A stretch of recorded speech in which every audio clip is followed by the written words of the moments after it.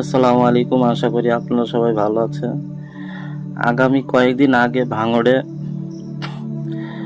Bomb মারা হয়েছে ISF এর ঘরে। আইএসএফ কি করা যাবে না? আমার স্বাধীনতা, আমি আইএসএফ করব কি কি করব সেটা আমার বিষয়। আমার মানে ছবিটা দেখে আমার খুব রাগ হচ্ছে, খবরগুলো দেখে। আমি তোমার ছবিগুলো দিয়ে দেবো, তুমি দেখে নেবে। এরকম টিএমসির লোকজন দলবল থাকলে আমরা সুরক্ষা নেই, সাধারণ মানুষ সুরক্ষা নেই।